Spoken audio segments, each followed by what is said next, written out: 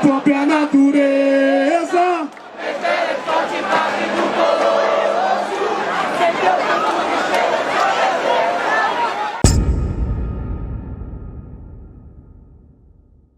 Não é o momento de acreditar na Rede Globo, não é o momento de acreditar na Bandeirante, que Ricardo Boechat vai pra puta que pariu, que o Grande Globo vai pra puta que pariu, porque agora é o povo na rua, eles não vão acabar com nós. Greve geral, greve geral.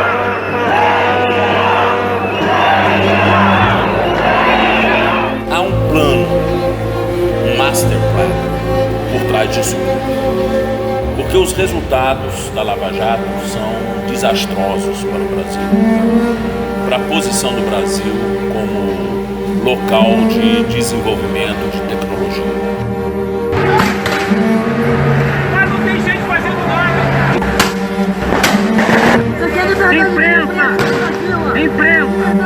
Imprensa. Eu tomei um tiro de boca de curta distância da tropa de choque.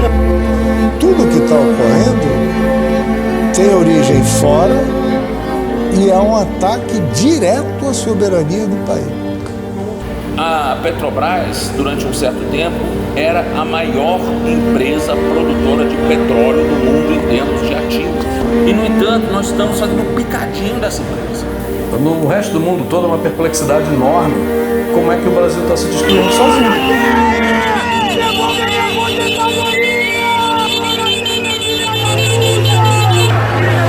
Pobre, cara, com o bagulho. Agora os pobres, tudo fudido, tem um caso, não tem porra nenhuma do governo. E o governo massacrando. A cada Lava Jato é golpe de Estado, desmonte do Estado Democrático de Direito, desmonte do setor estratégico da economia brasileira, desemprego em massa, barbárie, discurso de ódio e de intolerância. Esse será o verdadeiro legado da Lava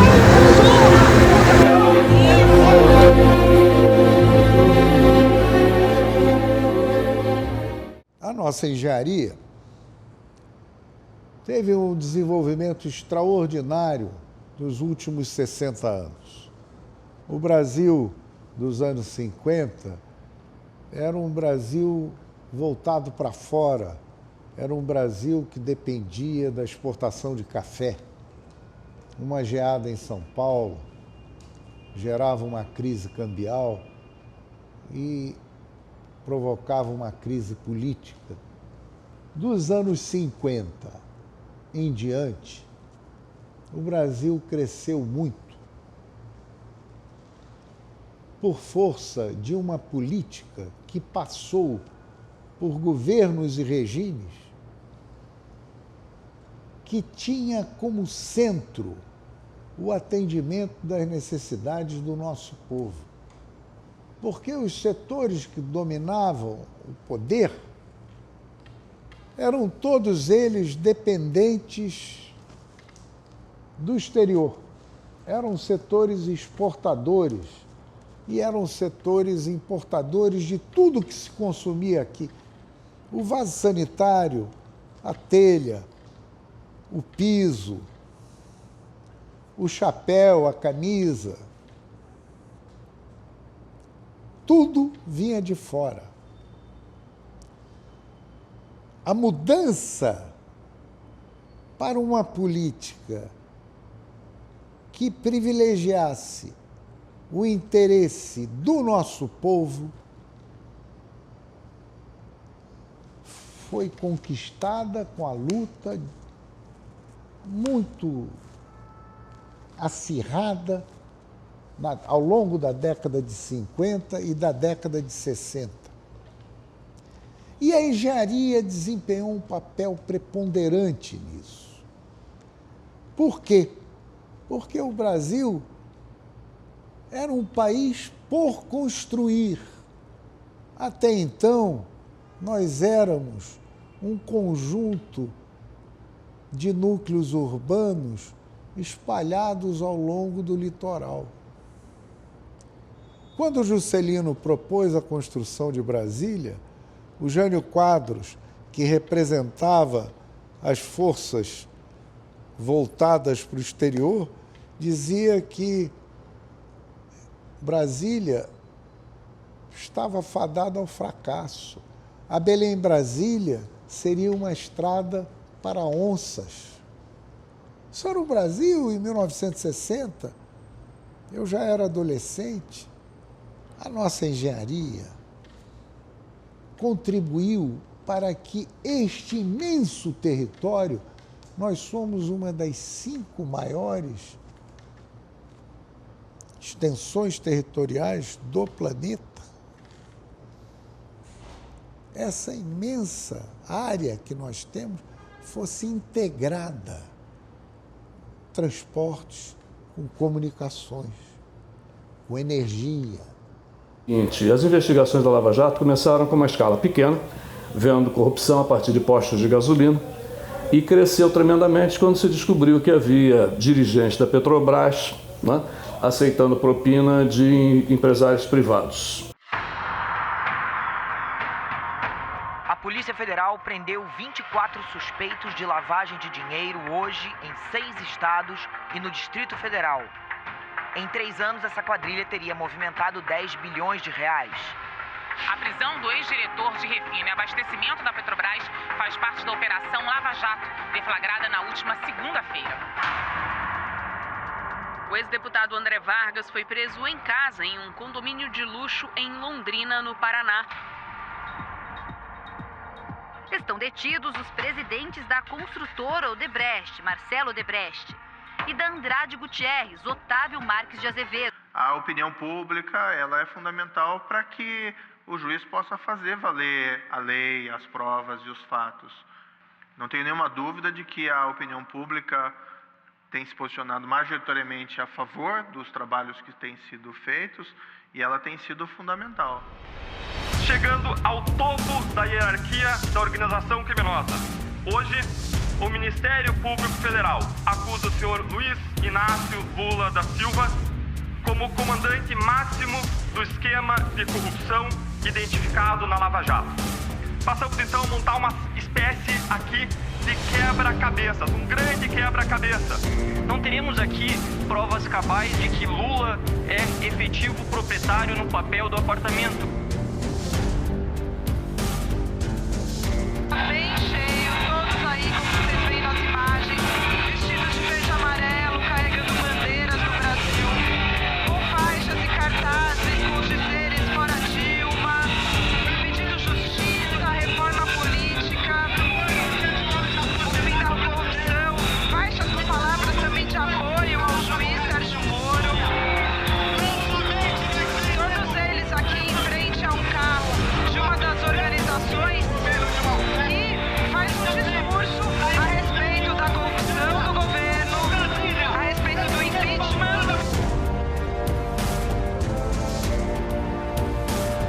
O presidente da Câmara dos Deputados, Eduardo Cunha, aceitou o pedido de impeachment contra a presidente Dilma Rousseff. A Avenida Paulista foi completamente interditada nos 2 sentidos, 11 quarteirões tomados por manifestantes. O ex-presidente Lula já está com o microfone na mão, se prepara para começar o discurso dele. Há imagens aéreas da Avenida Paulista, está lotada neste momento, tem bastante gente, o número ainda não confirmado de pessoas, porém, 11 quarteirões tomados neste momento.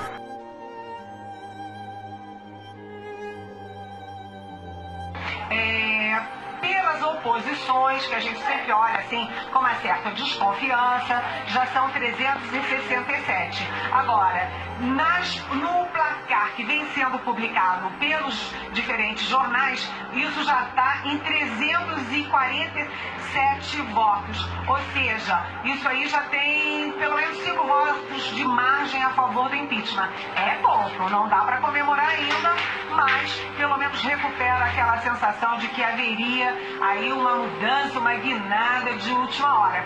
Carrego comigo nossas histórias de luta pela liberdade e pela democracia. Por isso eu digo ao Brasil, sim para o futuro! O Senado Federal entendeu que a senhora Presidente da República, Dilma Vana Rousseff, cometeu os crimes de responsabilidade, ficando assim acusada, condenada à perda do cargo de Presidente da República Federativa do Brasil.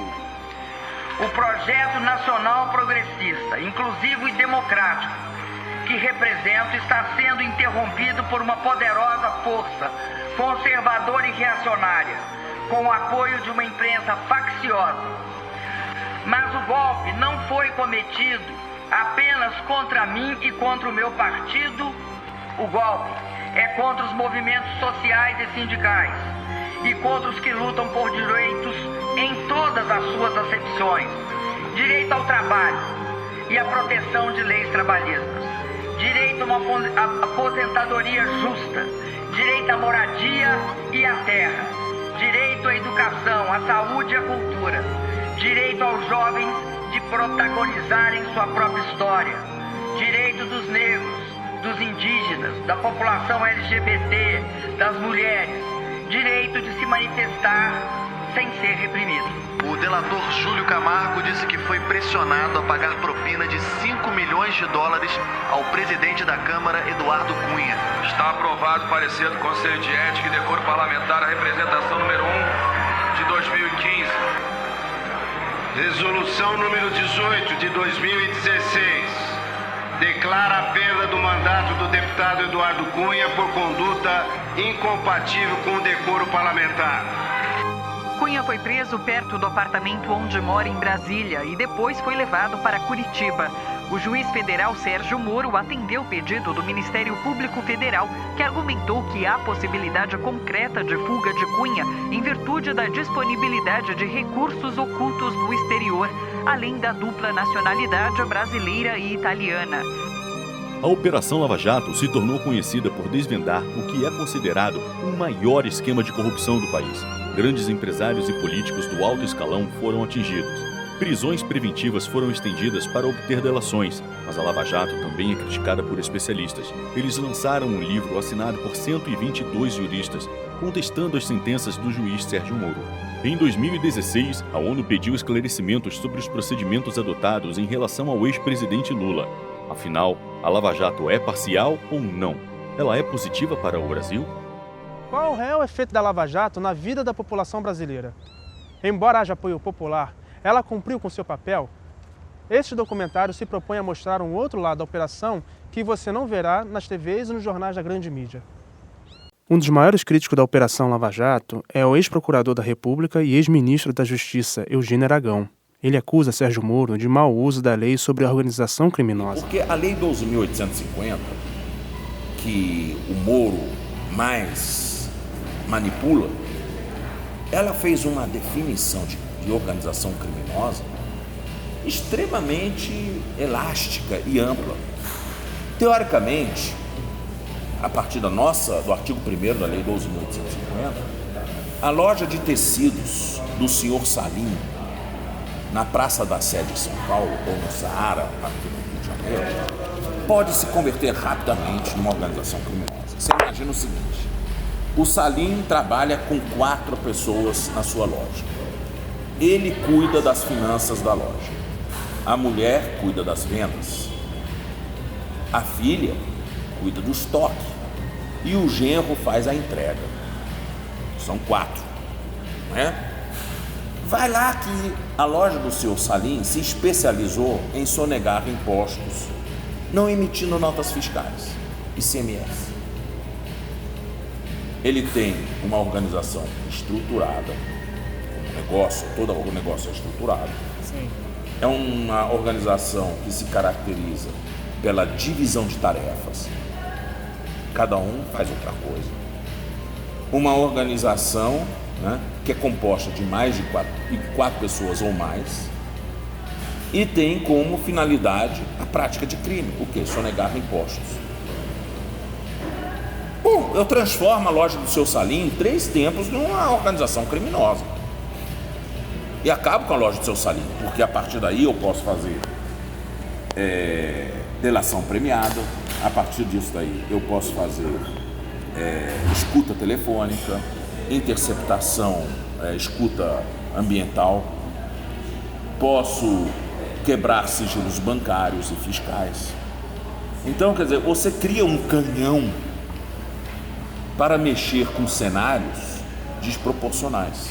Enquanto na Itália, o artigo 461 bis do Código Penal italiano restringiu o conceito de crime de organização criminosa a atos do tipo mafioso e de terrorista. Não mais do que isso. Então, o canhão, ele tem um alvo, que é um alvo extremamente poderoso, extremamente predatório. O brasileiro não. O alvo é ridículo. E o delator, quando ele vai colaborar, ele não está salvando a vida dele. Ele está salvando um estilo de vida. Ele quer continuar vivendo no seu apartamento duplex na Barra da Tijuca, tomando o seu uísque 30 anos e não ter o Estado enchendo o saco dele e ainda por cima a reputação dele exposta nos jornais. O deputado federal e ex-presidente da OAB do Rio de Janeiro, o Adi Damus, também denuncia as práticas de delação. Para ele, as delações estão sendo usadas como barganha para incriminações seletivas. A Lava Jato, na verdade, ela premia o delator que cometeu crimes. Esses sim os verdadeiros criminosos, os corruptores, né? Esses saem, às vezes, até mais ricos do que quando entraram na Lava Jato. Ao negociar a delação, a Lava Jato exclui, em benefício daquele que está delatando, boa parte do seu patrimônio, né? Então, aí, todos eles, tirando lá o Marcelo Odebrecht, à beira das suas piscinas, com a sua tornozeleira eletrônica, em 1 ou 2 anos pegam a condicional e estarão livres para usufruir da sua fortuna roubada, que a Lava Jato não quis ou não pôde bloquear, né? Então a Lava Jato é uma grande farsa, né? O combate à corrupção ou a qualquer tipo de criminalidade se dá com prevenção. Combater a corrupção significa, no plano legislativo, né, não é recrudescer o direito penal como faz a Lava Jato demagogicamente. A Petrobras é a maior empresa estatal brasileira, mas está mergulhada em escândalos, juntamente com grandes empreiteiras nacionais acusadas de formar cartéis. Tudo isso vem dando prejuízos incalculáveis para a economia nacional.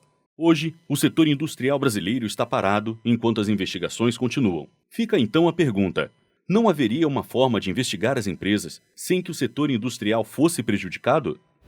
Você tinha que chamar a responsabilidade as pessoas que estão por trás desse sistema. É o que os americanos chamam de teoria do disregard. Esquece que existe uma empresa. Vamos ver quem está por trás dessa empresa. Quais são os seus agentes. E poupe a empresa, né? Temos que lembrar que a indústria química alemã esteve profundamente envolvida nos projetos de extermínio do Estado nazista. Os americanos promoveram uma sanção a essa indústria na medida em que obrigou a IG Farben, que era o grande monopolista químico alemão, a se dividir em diversas indústrias para acabar com esse monopólio, acabar com sua força política. Aí foi criada a BASF, foi criada a Bayer, foi criada a Henkel, né? São tudo empresas que foram criadas a partir do partilhamento da IG Farben. A Volkswagen, há cerca de 3 anos, foi pilhada fraudando 8 milhões de consumidores no mundo por conta de índices de poluição atmosférica. Já foi penalizada em mais de 30 bilhões de dólares nos Estados Unidos e na Europa. Seus diretores foram afastados, processados. No entanto, não deixou de produzir um veículo, porque ela é essencial à economia da Alemanha. Aqui não. Nós pegamos as empresas e, além de penalizar seus dirigentes, penalizamos a própria empresa, destruímos a empresa. E o que vai restar? O desemprego. A força-tarefa da Lava Jato afirma ter recuperado mais de 4 bilhões de reais de dinheiro desviado. Entretanto, o IBGE informa que o PIB brasileiro deixou de arrecadar 140 bilhões de reais só de impostos das empreiteiras no ano de 2015. Em 2016, houve uma nova retração de 3,6% no PIB, um prejuízo 35 vezes maior.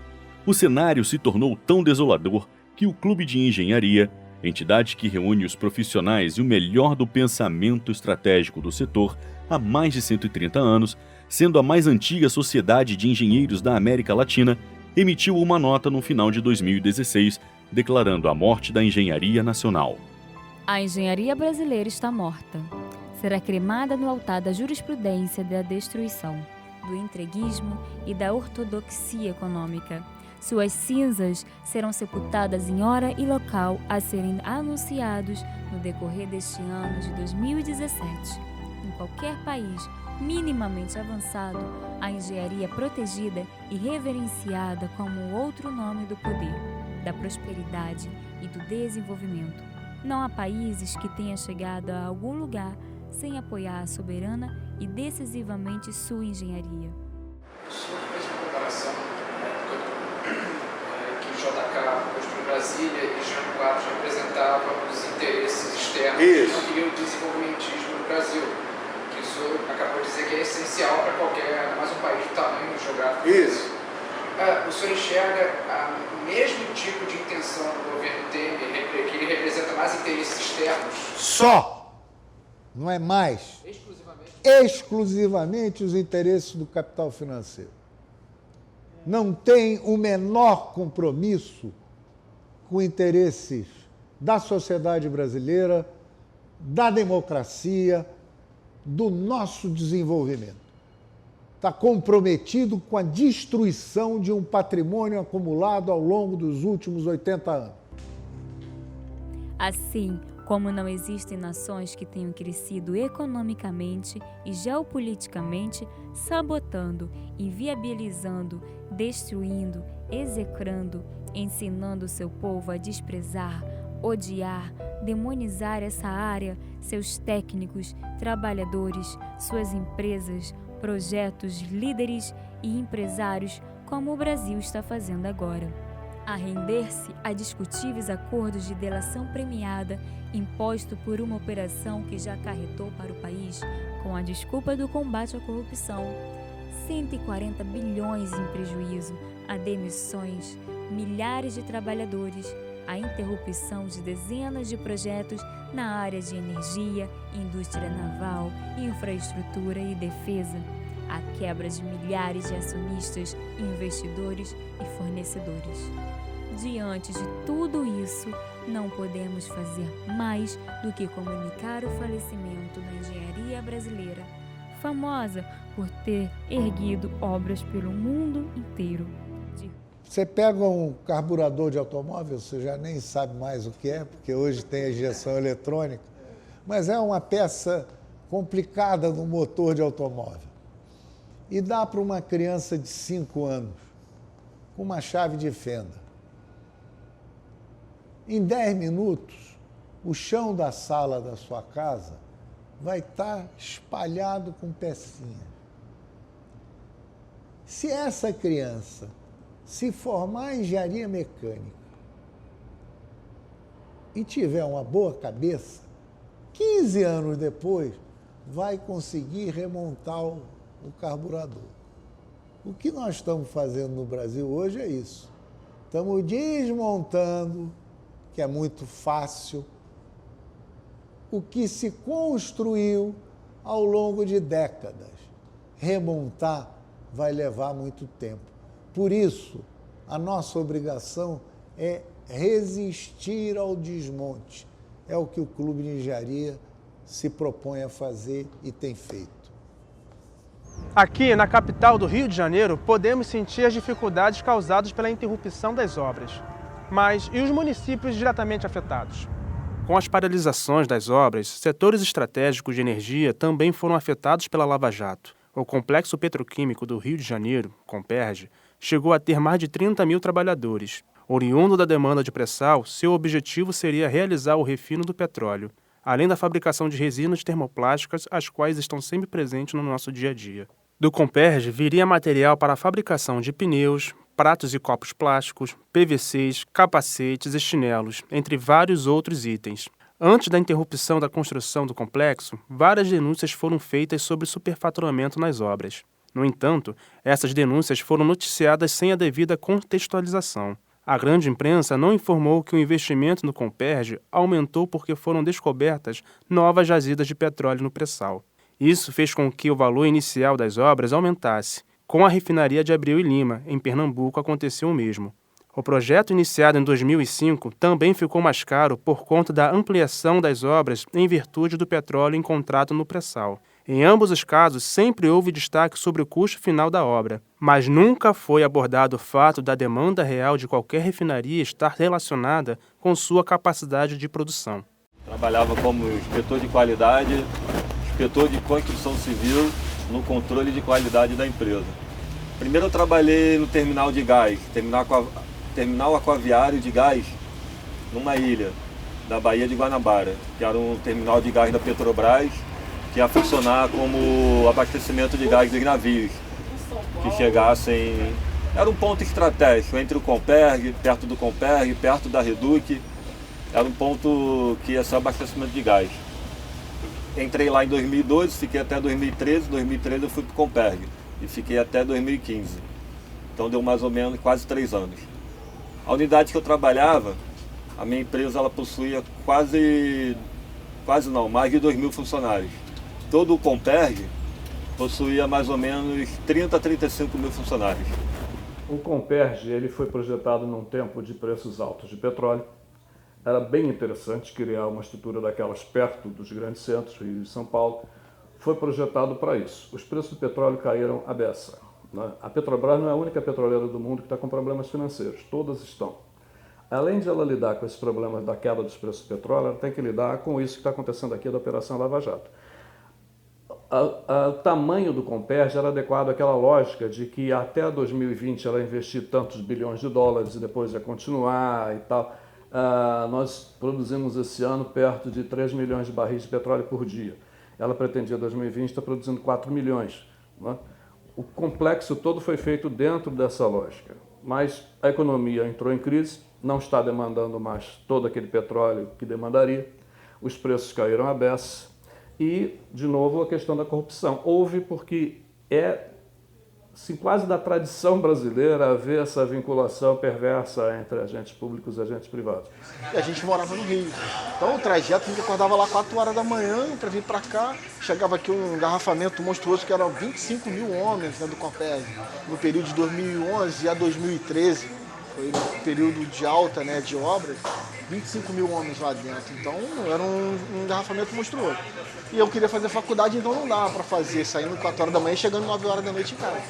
A gente se mudou para Rio Bonito, né?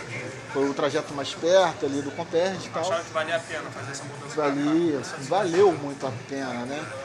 Aí quando foi em 2012, a gente achou melhor comprar uma casa aqui, né? Investir pela expectativa de obra, que a gente tinha, né, conversando com todo mundo, com os petroleiros até, 10 anos de obra no mínimo, né? Então, ou seja, 10 anos de obra, você comprava uma casa, investia, depois você vendia e ia embora, né? Acompanhando outra. Eu já estava no sistema Petrobras desde 2008. Né? Eu saí do interior do estado para trabalhar no sistema Petrobras e estava desde 2008 nisso. Então a gente achava que aquele boom ia permanecer durante muito tempo, né? Então aí a gente comprou a casa e se estabeleceu aqui em Itaboraí. O comércio ele cresceu muito, né? Então criou uma expectativa muito grande em todo mundo, né? No geral, né? Os investidores vieram de fora, como as pessoas daqui também investiram muito, aguardando esse retorno.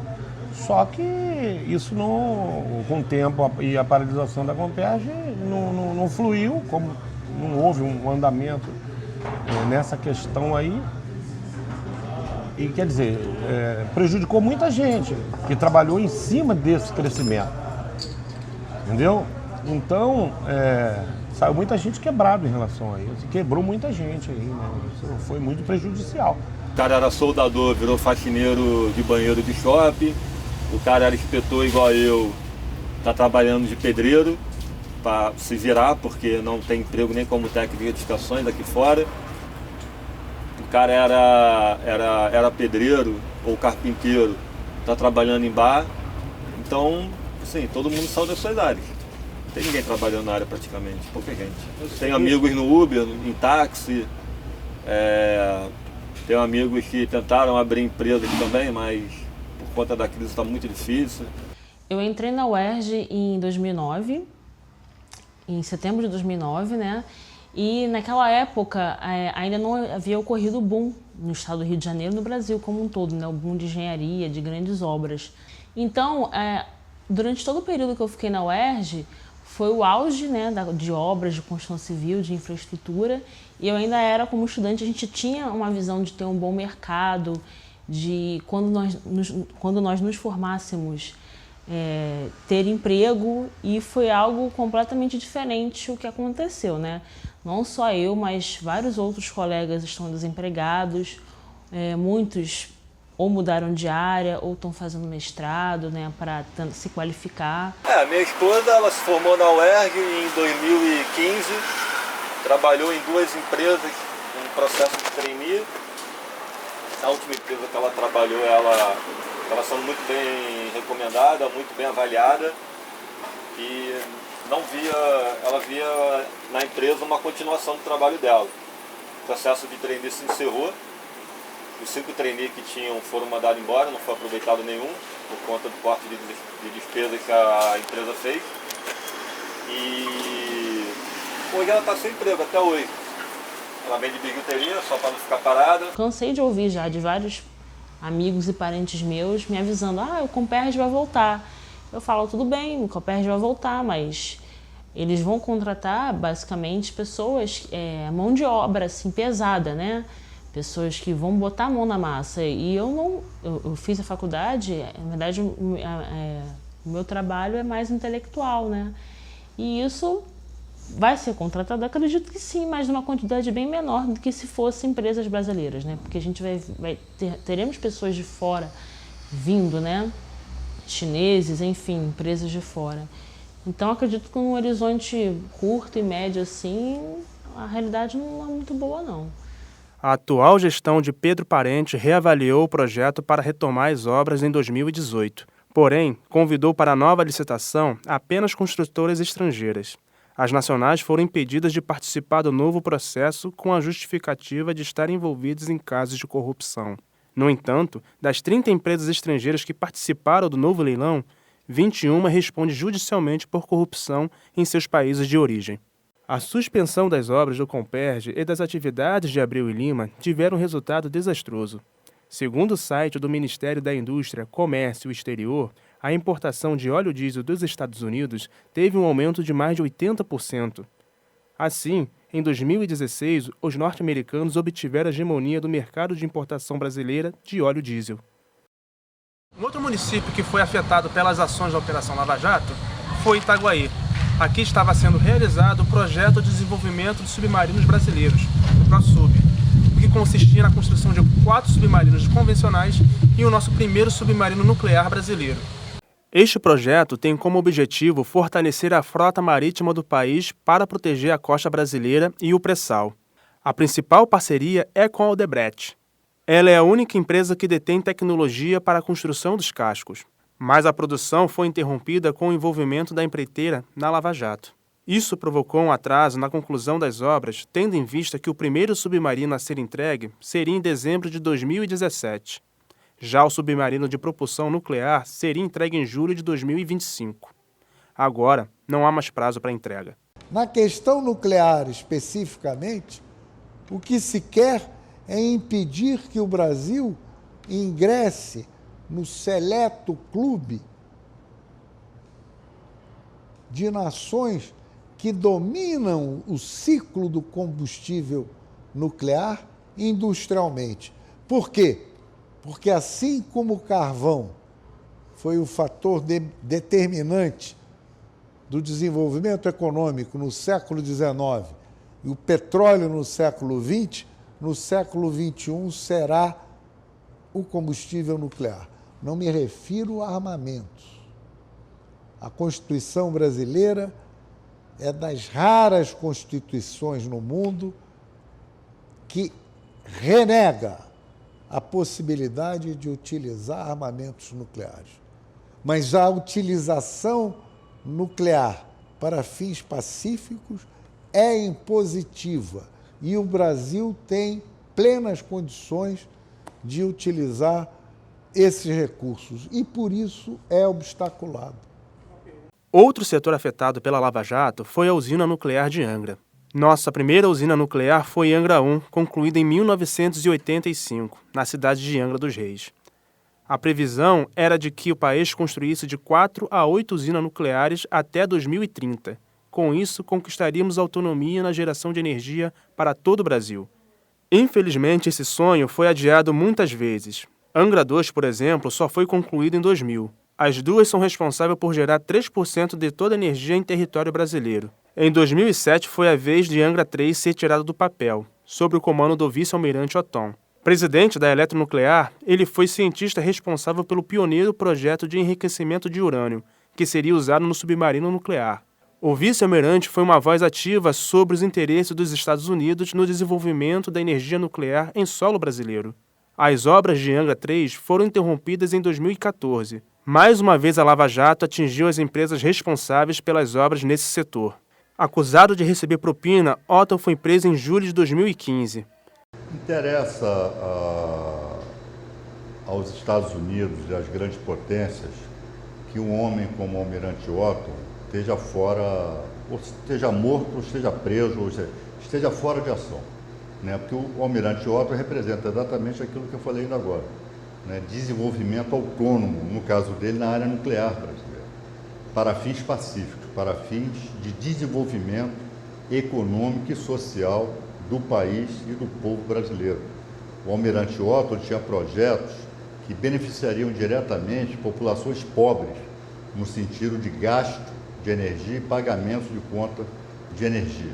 Então esse homem não podia ficar por aí, né, desenvolvendo esses projetos.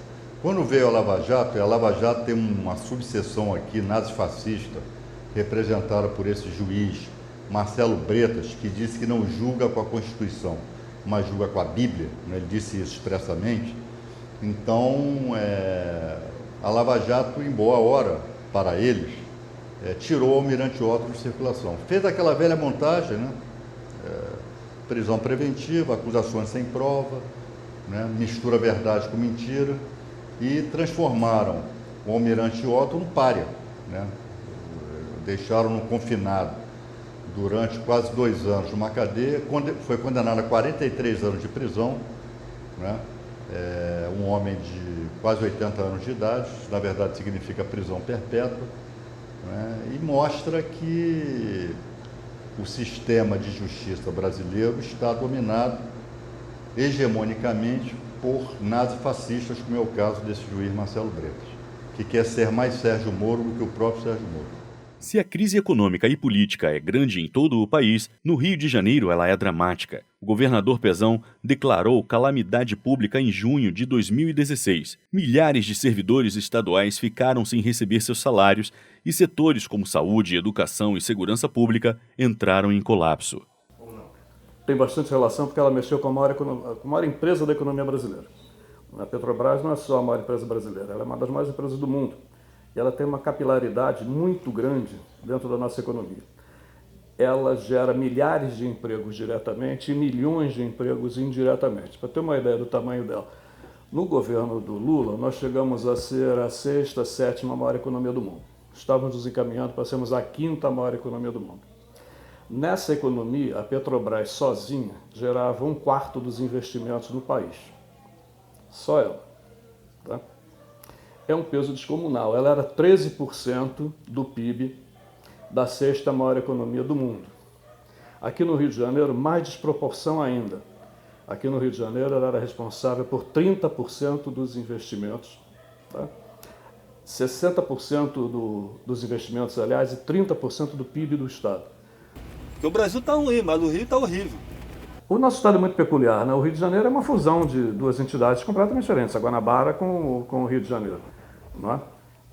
Isso dá uma porção de problemas. O carioca não se sente fluminense, ele acha que Fluminense é torcedor de um clube de futebol, mas o carioca é fluminense. Nós não pensamos no que está acontecendo em Macaé, no que está acontecendo em Itaperuna, no que está acontecendo em Campos. Tenta lembrar das projeções que havia nos anos 90 sobre o Rio de Janeiro, antes do pré-sal, né? Tem um livro do professor João Paulo de Almeida Magalhães, que foi presidente do Conselho Regional de Economia, chamado Causas da Inviabilização da América Portuguesa. Ele imagina que no ano 2020, um país que se chamou Brasil acabou. Foi desmembrado em vários países menores. E as Nações Unidas estão estudando um país que surgiu dentro desse antigo país, que é o Rio de Janeiro mais o Espírito Santo. Esses dois viraram um país. Qual a perspectiva de você ter uma economia isolada do Rio de Janeiro e do Espírito Santo? Naquela época não tinha pré-sal. A projeção que ele faz é assustadora. O petróleo ia acabar, como está acabando em Macaé, que não é pré-sal, é petróleo tradicional, naquela região toda está acabando, né? Então não vai ser problema de falta de investimento, a exploração está declinando cada vez mais. O que seria uma economia do Rio de Janeiro sem petróleo, projetada em 1997 para 2020? Uma economia baseada em narcotráfico, porque naquela época ele calculou que de 100 a 120 mil pessoas tiravam renda do narcotráfico. Mas eu posso testemunhar o desmonte da nossa economia. Basta andar aqui pela Avenida Rio Branco para ver quantas lojas estão fechadas, quantos mendigos estão na rua, quantas pessoas estão vendendo comida, que é o desespero de uma população sem perspectiva. Houve projetos antigos para o Rio de Janeiro de ordem federal. Por exemplo, a Companhia Siderúrgica Nacional, em Volta Redonda, foi uma iniciativa do governo federal. A Petrobras foi uma iniciativa do governo federal. Os capitalistas do Rio de Janeiro, eles foram tradicionalmente rentistas, eles foram pessoas ligadas à especulação imobiliária, e não industriais, como em São Paulo. Não é? A agricultura daqui não poderia ser muito desenvolvida porque o estado é montanhoso, mais de 90% do estado é montanhoso. Nós ficamos, você falou que nós nos autoabastecemos, nós só nos autoabastecemos de hortigranjeiros, mais nada, o resto tudo é importado. O Rio de Janeiro tem que ter renda para comprar a sua própria alimentação. Ao mesmo tempo em que o Rio de Janeiro vive uma derrocada econômica, traduzida pelo sucateamento de serviços fundamentais como saúde e educação, o Estado também experimenta uma escalada nos números da violência urbana. Não há condição de manter a paz social em uma sociedade com mais de 200 milhões de habitantes sem uma política de desenvolvimento. Não há exército, não há polícia, não há repressão que consiga pacificar qualquer sociedade sem que haja uma política de desenvolvimento que implique empregos, renda. Aí você tem segurança, você tem o resto. O conflito existe, está aí, a imprensa está chamando equivocadamente de guerra, não é guerra, não? A violência urbana está levando a isso. Por uma questão óbvia, o Rio de Janeiro há 10 anos estava na fase de pleno emprego. Hoje em dia tem um desemprego altíssimo. Numa visão liberal vai se dizer que o mercado vai ajustar isso. O mercado não vai ajustar os estômagos das pessoas enquanto elas não tiverem salário. Elas vão fazer alguma coisa para sobreviver. Você diz, no caso, um número de nível de aumento de assaltos, de transportadores, aumento de ambulantes... Óbvio. Qualquer pessoa que mora no Rio de Janeiro vê o crescimento de moradores de rua, né, de 2 anos para cá. A Tijuca, Copacabana, né, uma quantidade enorme de famílias. Por que elas estão lá? Elas estão lá porque elas têm condição de pagar aluguel. Não? Se não tiver condição de comprar alimentos, e não vão ter, é evidente que vão partir para um assalto, isso é óbvio. Não vão morrer de fome. Não tem nenhum anteparo para essas pessoas. O que vai resultar disso? Vai resultar em cada vez mais violência e um discurso de que é guerra. Eu acho impressionante falar em guerra. Não é guerra. Vamos parar com isso, não é guerra. A Rocinha não declarou a independência do Brasil, não é guerra. As Forças Armadas não estão lá para impedir a formação de um Estado independente, não é isso. Não é? Estão lá enxugando gelo, só enxugando gelo. A Petrobras fez a maior capitalização da história, 78 bilhões de dólares, para ter recursos para essa retomada. Aí começa a incomodar muita gente, aí você vai ver essa atmosfera que eu falei. Essas pessoas nem percebem que elas têm essa influência direta de uma matriz de pensamento lá fora. né? Que vai dizer, aqui não, aqui começou a incomodar, não pode. Se você convencer o colonizado de que ele deve ser igualzinho ao colonizador, você já ganhou a guerra. Eu acho que o Brasil é maior que a crise. Nós temos população, temos extensão territorial e temos recursos naturais.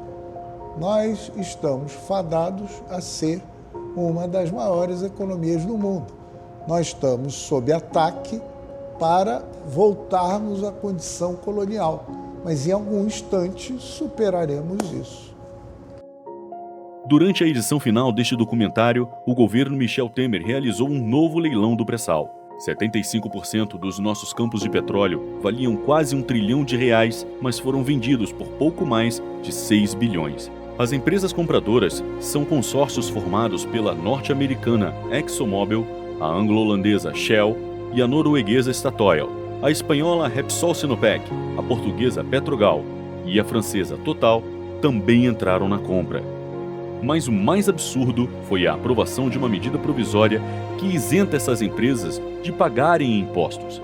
Para piorar, a Petrobras vai transferir de graça a tecnologia pioneira de águas profundas, ou seja, um investimento que custou milhões será entregue de bandeja para que as empresas estrangeiras retirem nossas riquezas. Sim, é isso mesmo. Além de entregarmos tudo por menos de 1% do valor de mercado, isentamos impostos e ainda daremos de presente a tecnologia para a extração. Isso sem levar em conta que o BNDES vai emprestar dinheiro caso as petroleiras precisem. O total desses empréstimos ultrapassa a casa dos 20 bilhões de reais. Realizamos um leilão cujo valor inicial deveria ser quase 1 trilhão e vendemos por 6 bilhões e ainda vamos dar 20 bilhões junto com toda a nossa tecnologia de ponta.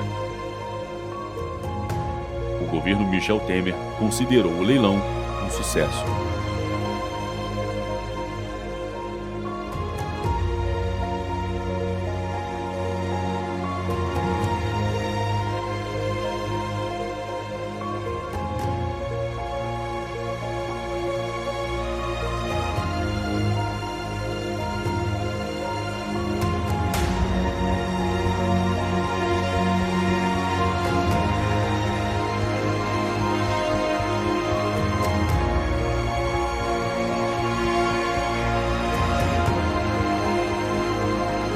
O povo brasileiro ocupa as ruas centrais do Rio de Janeiro nesse 3 de outubro de 2017, 64 anos da criação da Petrobras, fruto da luta do povo brasileiro e que agora o governo ilegítimo tenta destruir, vendendo boa parte dos seus ativos financeiros.